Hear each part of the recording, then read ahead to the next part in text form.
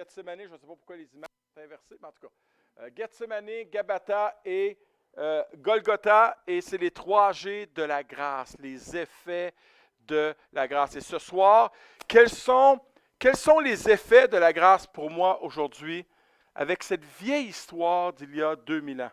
Si la croix de Jésus, c'est juste une histoire d'il y a 2000 ans, donc ça veut dire que ça n'a aucun effet sur moi.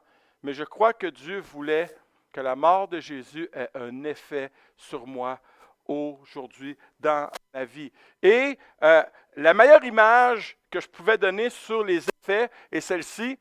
Quand on lance une pierre à l'eau, il y a des cercles jusqu'à temps que les cercles aient sur le rivage. Et là, au moment où le cercle arrive au rivage, il disparaît.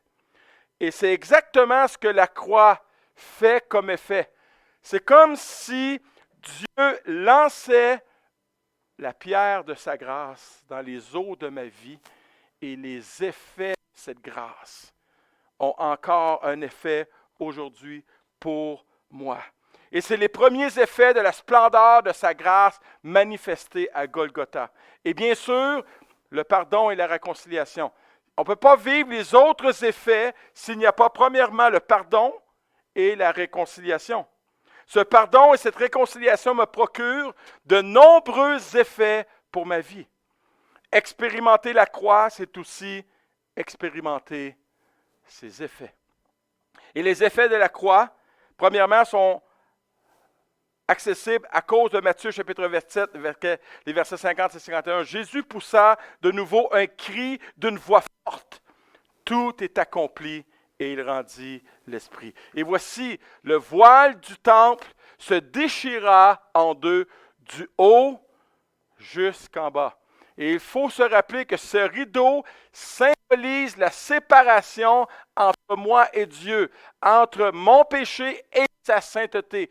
Et il était permis dans l'Ancien Testament une fois par année, pas à n'importe qui, au souverain sacrificateur, au grand prêtre, d'entrer dans la présence de Dieu une fois. Et là, il y avait toutes sortes de préparations, même que les sacrificateurs ne dormaient pas de la nuit de peur de pécher dans leurs rêves. À ce point-là.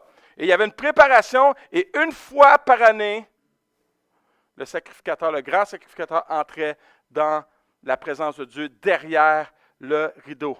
Aujourd'hui, grâce à la croix, grâce au voile déchiré, j'ai un accès direct. Pas besoin d'être un souverain sacrificateur, pas besoin d'être une élite spirituelle. Je peux entrer dans la présence de Dieu. Et c'est un des effets de la croix. Est-ce que je réalise en ce vendredi saint ce que ça fait pour ma vie?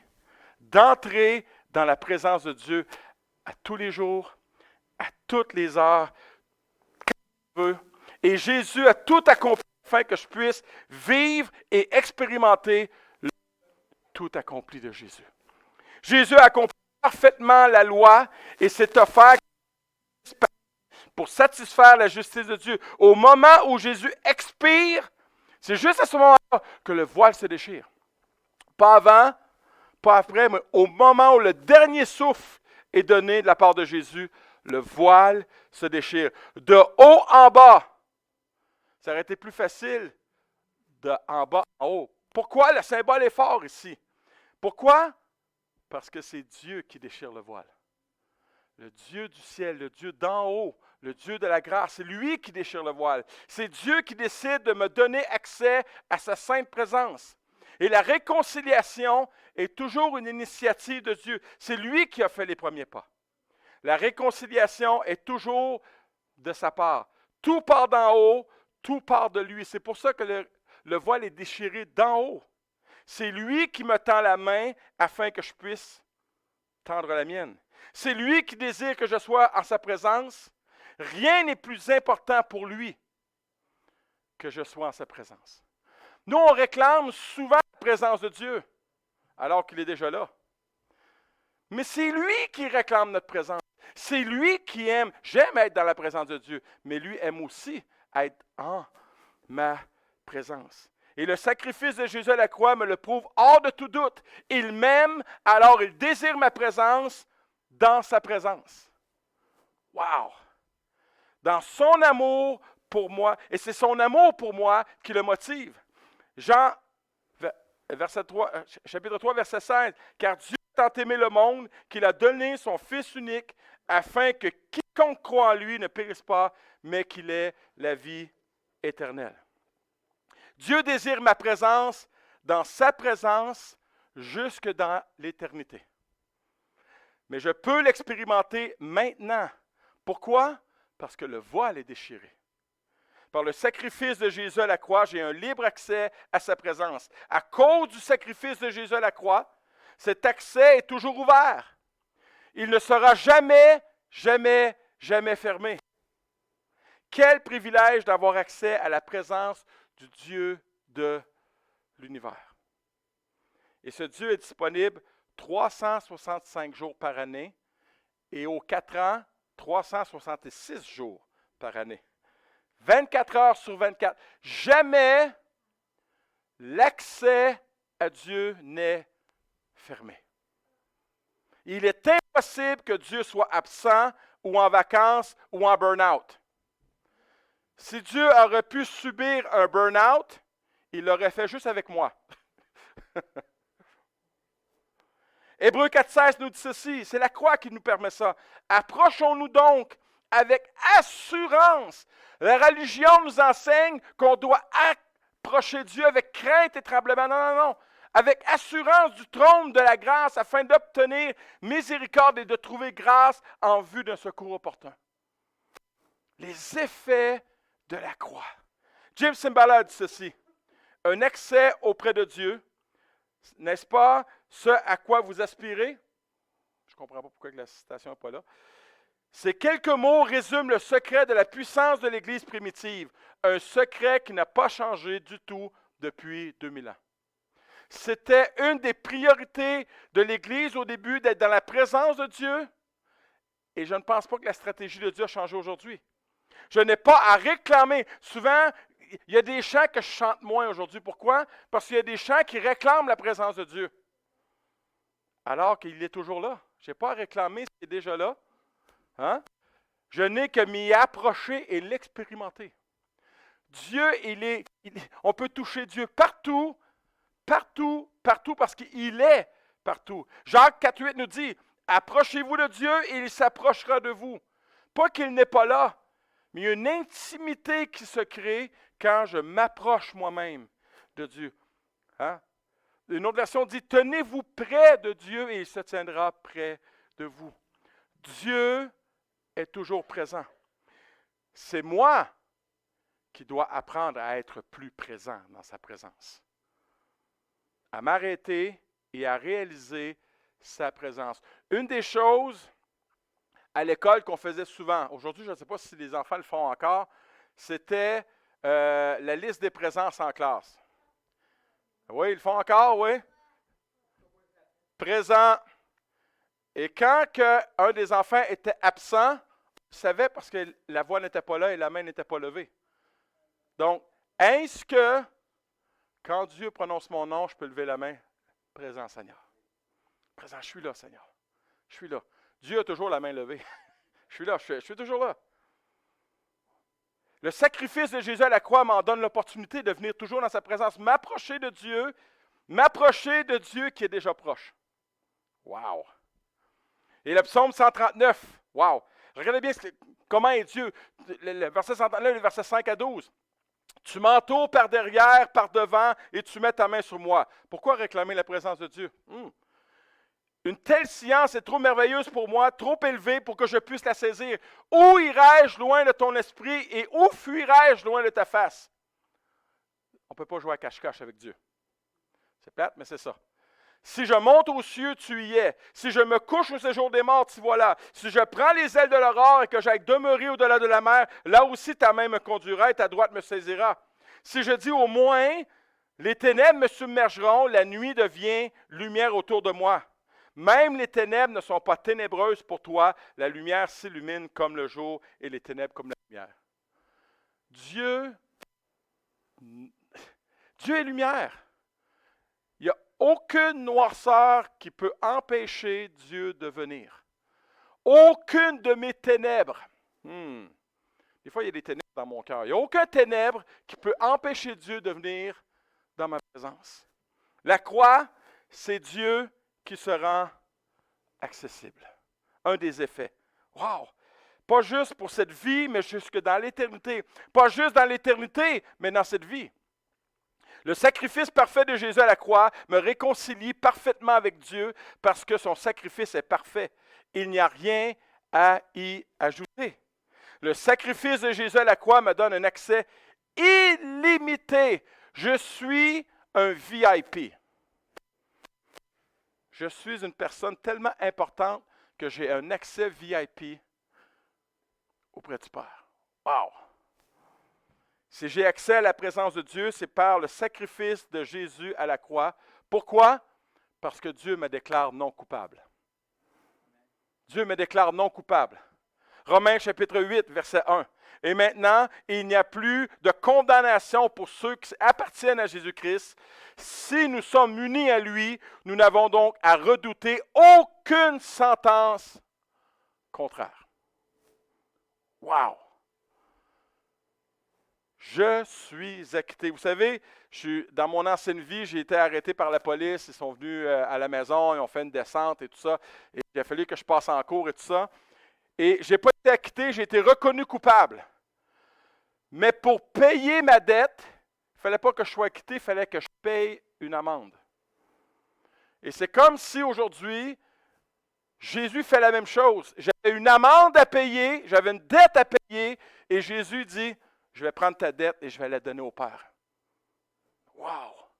Et c'est exactement ce que Jésus paie. Pour être libéré de mes accusations, je devais payer. Et pour être libéré de ce qui m'accusait, Jésus me libère. C'est un des effets de la croix. Est-ce que je marche dans sa présence comme un non coupable? Est-ce que je marche dans sa présence sans culpabilité? Vraiment? J'aimerais te dire ce soir qu'aucun coupable n'entrera dans le royaume de Dieu. Juste des acquittés. Juste des innocents. Aucun. Tous ceux qui y seront auront été acquittés par Dieu quand ils ont mis leur foi dans le sacrifice tout accompli de Jésus à la croix. Ce n'est pas juste au ciel que je serai non coupable, je peux l'expérimenter maintenant. Sans culpabilité. Wow! Colossiens 2, verset 13, 14 nous dit ceci.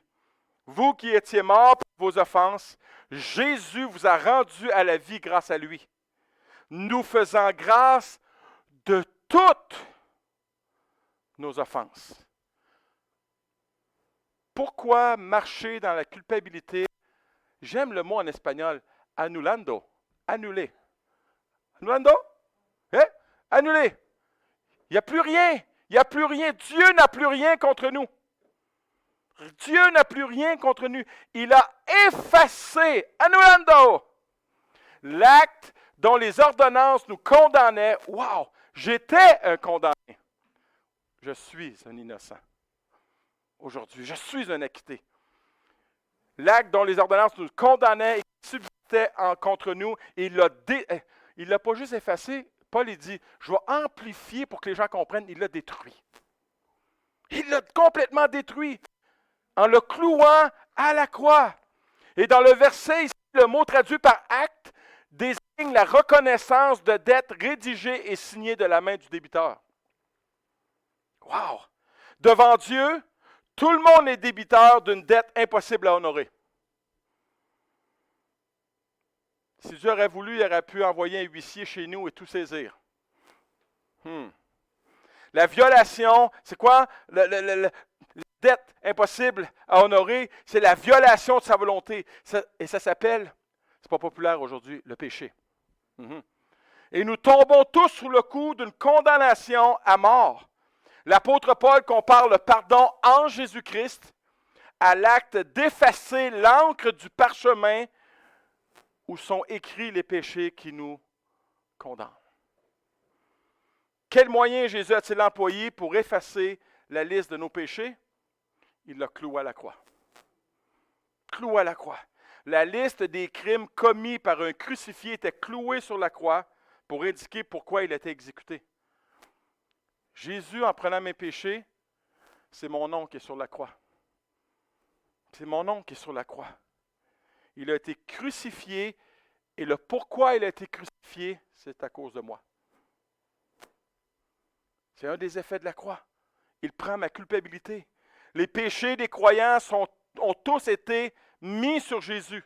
Spirituellement, tout se passe comme si la liste des péchés que j'ai commis, comme votre liste, était clouée sur la croix. Il se substitue à nous, meurt à notre place, portant les conséquences de nos péchés, et par son sacrifice, notre reconnaissance de dette est totalement effacée. Entièrement. Ésaïe 43, 25 nous dit ceci, c'est moi qui efface tes crimes pour l'amour de moi, et je ne me souviendrai plus de tes péchés. Je ne me souviendrai plus. J'ai une grosse efface dans mon bureau. Et sur l'efface, c'est marqué pour les grosses erreurs. Et en arrière de l'efface, j'ai marqué ce verset-là. Dieu, à chaque fois que je lui demande pardon, il efface. Il efface. Par son sacrifice sur la croix, Jésus a effacé tous mes péchés, passés, présents et futurs.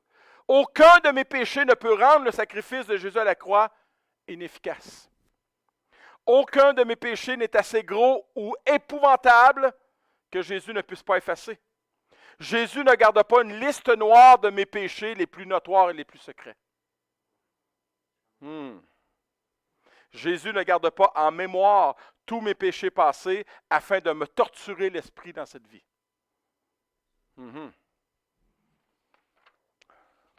J'ai cette promesse, Michée, chapitre 7, verset 19. Il aura encore compassion de nous. Et il mettra nos fautes sous ses pieds.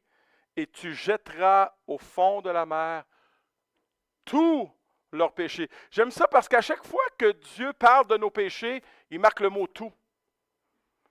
Pour pas qu'on marche dans la culpabilité. Un des effets de la croix, c'est de ne pas marcher sur la culpabilité. Tous les péchés. Je ne suis pas appelé à vivre cette vie dans la culpabilité. La croix me révèle que Jésus a pris ma culpabilité, ma condamnation, afin que je puisse vivre cette vie complètement libre. Complètement libre. Ma foi en Jésus m'en donne l'opportunité. Et le troisième effet de la croix, c'est « je suis libre ». Je suis libre. Romains chapitre 8, verset 2. En effet, la loi de l'esprit de vie en Jésus-Christ m'a affranchi de la loi du péché et de la mort. Et le mot « affranchi » ici signifie littéralement rendre libre, libérer, amener à la liberté de la domination du péché. La culpabilité ne devrait et ne doit pas faire partie de ma vie, car ce n'est pas mon appel. Et attention, cette liberté n'est pas ma liberté, mais bien la liberté que Jésus m'a acquise à la croix. Je suis libre en Jésus et pour Jésus. Libre de vivre dans le tout accompli de Jésus. Libre de vivre librement, de lui obéir. Libre de le servir. Libre de m'approcher de lui. Libre de vivre la vraie vie. Mais cela ne peut pas se faire de n'importe quelle façon. Il y a une seule façon, en étant toujours dans la vérité. Jésus a dit qu'il était cette vérité. Et Jésus le dit de cette façon dans Jean chapitre 8, verset 32. « Vous connaîtrez la vérité et la vérité vous rendra libre. » Et ici, la vérité n'est pas un concept philosophique, mais bien une personne. Quand Jésus déclare « Je suis la vérité », cette vérité n'a rien à voir avec la vérité que le monde recherche. Aujourd'hui, ce n'est pas la vérité, c'est ma vérité. La vérité, selon le monde, n'amène jamais à la pleine liberté. Il n'est pas difficile de le constater. Voyez-vous, plus je regarde notre monde, plus je réalise qu'il veut la liberté, mais il est de moins en moins libre. Et je disais à Mélisa cette semaine, c'est quand même curieux qu'on veut se débarrasser de tout ce qui s'appelle Dieu parce que Dieu nous emprisonnait. Mais plus on veut se débarrasser de Dieu, plus notre monde va mal. C'est fou pareil.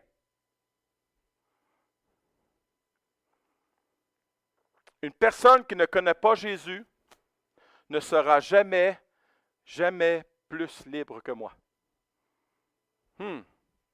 En Jésus, je suis libre, car lui seul pouvait me la donner, la vraie liberté.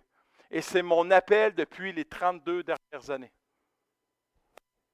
Galates 5, chapitre 5, versets 1 à 13. C'est pour la liberté que Christ vous a affranchis. C'est un des effets de la croix. Frères, sœurs, vous êtes appelés à la liberté. Quelqu'un a dit ceci. Avoir Dieu aux commandes de notre vie revient à avoir la vraie liberté. Wow! Sors Dieu de ta vie, tu ne seras jamais libre. Mets Dieu dans ta vie, c'est là que la vraie liberté arrive. Pensez-vous que j'étais libre avant Jésus? J'étais emprisonné dans toutes sortes de choses, dépendant de toutes sortes de choses. Quand je suis venu à Jésus, wow! Wow! Un autre effet du tout accompli de Jésus à la croix est le fait que quand je place ma confiance dans le tout accompli de Jésus, donc, les effets de la croix, c'est je peux venir toujours en sa présence. Il n'y a plus aucune condamnation, j'ai été acquitté. Un des effets de la croix, c'est je suis libre. Et un autre effet de la croix, peut-être le plus important, je deviens son enfant. Wow! D'enfant de colère, je deviens enfant de Dieu. Quelle grâce! Romains chapitre 8, les versets 15 à 17. Vous avez reçu un esprit d'adoption par lequel nous crions Abba Père, qui signifie littéralement papa. L'Esprit lui-même rend témoignage à notre esprit que nous sommes enfants de Dieu. Or, si nous sommes enfants, nous sommes aussi héritiers. Héritiers de Dieu et co-héritiers de Christ. Wow! Je ne peux pas avoir un titre plus élevé que celui-là. Je ne veux pas avoir plus de titres que ça. Je suis un enfant de Dieu. C'est au-delà de mon titre de pasteur, au-delà de mon titre d'époux, au-delà de tout ce que je pourrais désirer, j'ai le titre, la position la plus élevée que personne ne pourrait avoir. Je suis un enfant de Dieu. Et cela devrait m'empêcher de chercher à être vu et reconnu. Cela devrait m'empêcher de rechercher les honneurs. Pourquoi? Parce que je suis un enfant de Dieu. Dieu est mon papa. J'aime mes enfants encore aujourd'hui, même à 27 ans pour ma fille, 24 ans pour mon garçon bientôt. Savez-vous comment il m'appelle? Papa. Et j'essaie juste d'imaginer Dieu quand on l'appelle comme ça. Papa. Papa. Oui, il est Seigneur. Oui, il est Dieu, bien sûr, mais il est mon papa.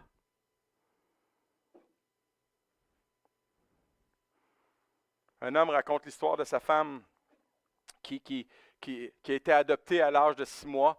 Et il lui pose la question, il dit, après 35 ans de mariage, il lui pose la question, tu n'as jamais eu envie de rechercher tes parents biologiques?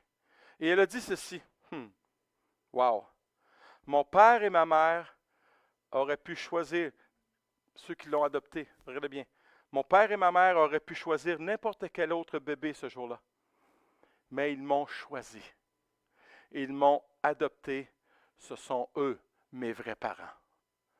Wow! Dieu m'a choisi. C'est lui, mon vrai papa. Wow! Sans le tout accompli de Jésus à la croix, je ne pouvais pas devenir un enfant de Dieu. Je ne serais jamais devenu un enfant de Dieu. J'ai essayé, dans mon ancienne religion, de devenir un enfant de Dieu. C'était jamais assez. C'était jamais assez. Mais au travers de l'œuvre de la croix, à travers le tout accompli de Jésus, Dieu me choisit afin de faire de moi son enfant. Je le dirai de cette façon, je suis quelqu'un. Non, mais c'est vrai, je suis quelqu'un dans la vie, moi. Je suis un enfant de Dieu. Dieu est mon papa. Wow! Augustin a dit ceci. Dieu aime chacun de nous comme s'il n'y avait qu'un seul d'entre nous. Wow! Je suis son enfant et cela fait de moi son digne héritier. Wow, come on!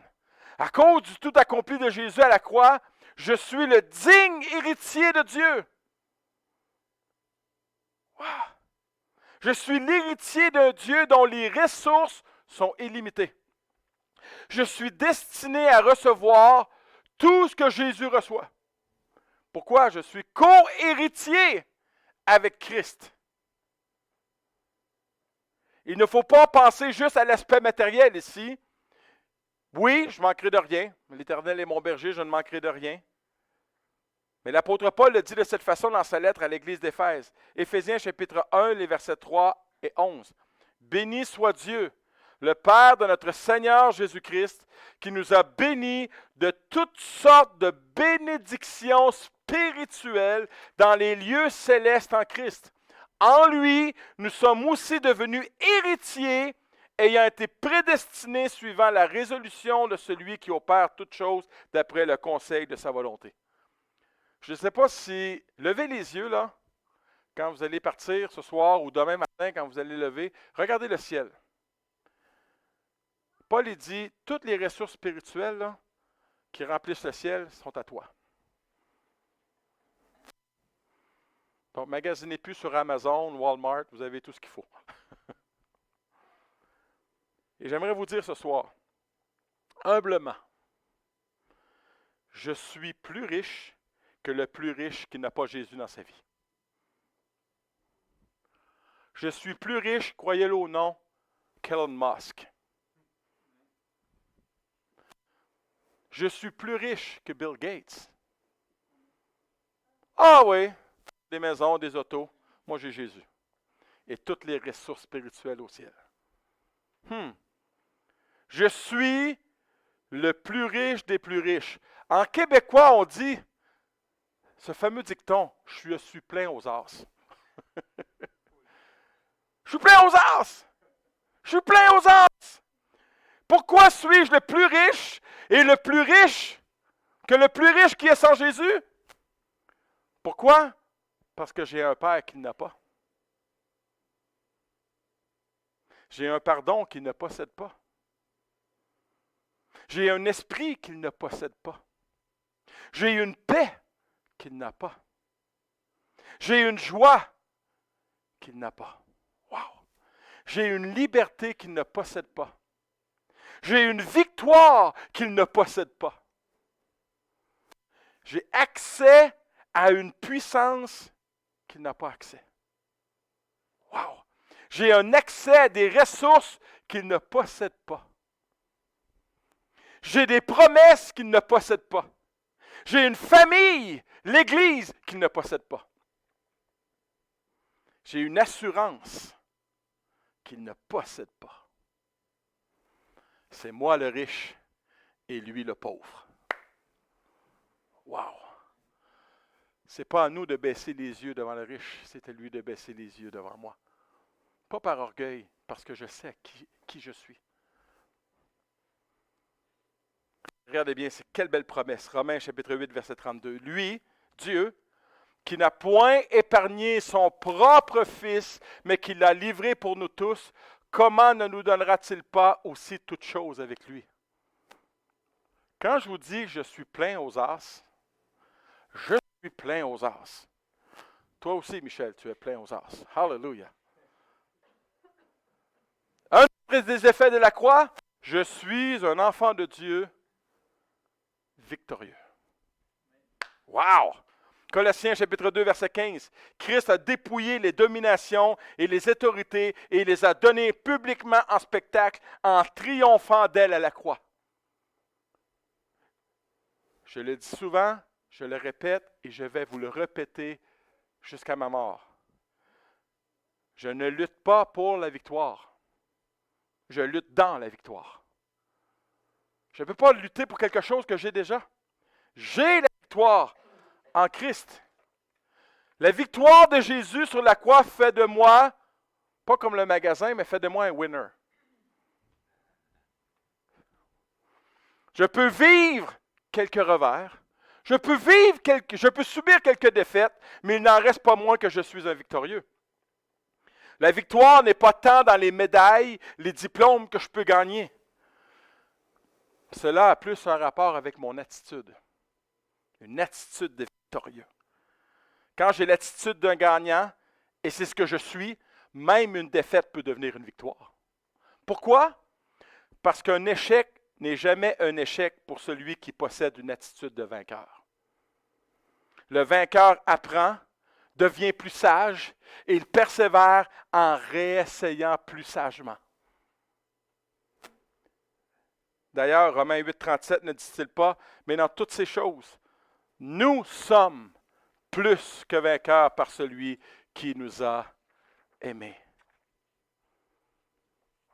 Et le mot plus que vainqueur ici, c'est le mot en grec nikao, qui signifie littéralement plus qu'un conquérant et gagner une immense victoire.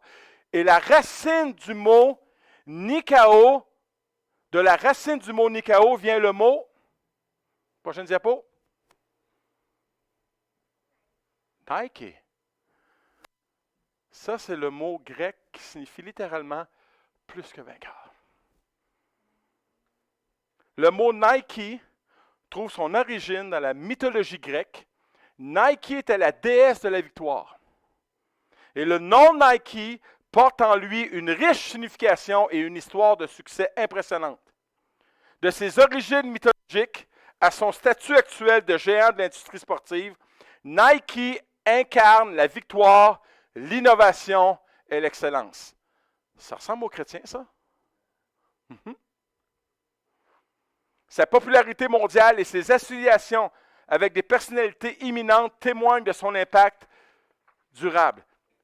Qui représente? Qui Nike choisit? Prochaine diapo. Michael Jordan. Michael Jordan a été un joueur, à mon avis, le meilleur joueur de l'histoire de basketball. Mais est-ce qu'il a perdu dans sa vie des matchs? Bien sûr, mais son attitude de gagnant. C'est pour ça que Nike s'associe à Michael Jordan, à Cristiano Ronaldo, à Serena Williams, King James, LeBron James. Pas qu'ils ne perdent jamais, mais ils ont une attitude de gagnant. Et même dans la défaite, ils ne se laissent pas rabaisser sur qui ils sont. Et la marque Nike continue d'inspirer, de motiver des millions de personnes à travers le monde en restant fidèle à son héritage tout en évoluant avec son temps. Ça, c'est nous. Notre héritage est un héritage de victorieux. Et combien de chrétiens que je vois qui s'abattent, pas qui sont dans l'abattement, mais ce qu'ils disent sur eux. Je suis ainsi, je suis un ça. Et là, ils se nourrissent de ces paroles, de leurs propres paroles, au lieu de se nourrir de la parole. Et vous savez, j'aime beaucoup ces parades. Prochaine diapo. Ça, c'est des parades de champions. Ici, on a Sidney Crosby avec la Coupe Stanley. Et vous voyez tous les gens qui sont là, qui viennent célébrer les victorieux. Pas qu'ils n'ont jamais perdu, mais ils ont remporté la victoire ultime. Et vous savez qu'il y a eu une parade de ce genre dans la Bible. Dans Colossiens 2,15, c'est Christ a dépouillé les dominations, les autorités, les a données publiquement en spectacle en triomphant d'elles à la croix. Et dans le temps des Romains, Paul prend un exemple des Romains, quand l'empereur avait vaincu à quelque part dans une contrée, il rentrait sur son char avec des cris d'acclamation et tous ceux qui avaient subi la défaite le suivaient avec humiliation. Et c'est exactement ce que Jésus fait avec son char triomphal. Et l'ennemi, le diable et ses démons qui suivent derrière et suivent dans la défaite. Je le répète, Romains 8, 37, c'est un des effets de la croix. Mais en toutes ces choses, nous sommes plus que vainqueurs par celui, Jésus-Christ, qui nous a aimés et est mort pour moi à la croix. Wow! Wow! Et j'aimerais finir avec cette belle illustration. Savez-vous qu'en France, c'est le détergent, le détachant le plus populaire et le plus vendu. Et j'ai appris par une sœur ce matin, euh, euh, Laetitia, qui est camerounaise, qui vient du Cameroun, ils ont ce produit-là au pays. Elle connaissait le produit qui s'appelle la croix qui enlève les taches, la croix dont aucune tache ne résiste. Et savez-vous, c'est quoi la devise? Rien ne remplace la croix. Wow! Rien ne remplace la croix. N'est-il pas la même chose pour nous? Rien ne remplace la croix. Rien ne remplace les effets de la croix pour ma vie. Ce n'est pas une question que je dois choisir de vivre sous les effets de la croix. Elles sont déjà là dans ma vie. C'est juste qu'il faut juste que je m'en rende un peu plus compte. Et que je mémorise, et que je médite, et que je réfléchisse à ce que la croix, le tout accompli de Jésus, a pour effet sur ma vie. J'aimerais inviter Michel, je veux juste faire une prière avant de terminer. Seigneur, merci pour la croix. Merci pour les effets de la croix pour ma vie. Les effets de la croix me donnent accès à ta présence. Les effets de la croix me fait marcher comme un non coupable dans la vie. Les effets de la croix me donnent une liberté et une richesse parce que je suis un enfant. Je suis héritier de Dieu. Je suis co-héritier de Dieu. Seigneur Jésus, aujourd'hui, je veux simplement te remercier pour la croix. Je veux te remercier pour ton oui dans le jardin de Gethsémani. Je veux te remercier pour ton silence lors de ton procès devant Pilate. Je veux te remercier pour ta demande de pardon au Père pour moi. Père, pardonne-leur. La croix, c'est beaucoup plus aujourd'hui qu'un bijou ou qu'un symbole. C'est quelque chose que je veux m'accaparer pour ma vie afin de vivre les effets de cette croix. Alors, Papa, merci pour la croix. Merci pour ce vendredi saint qui perdure depuis 2000 ans. Et merci pour chacune des églises qui ce soir se rappellent et rappellent à tous, malgré toutes les lois qui veulent nous faire garder le silence, plusieurs églises avaient leurs portes ouvertes et je te loue pour la famille d'églises qui ce soir proclament l'œuvre du tout accompli de Jésus à la croix. Alors, Papa, encore un gros merci pour la croix. Merci pour mon salut. Au nom de Jésus. Amen.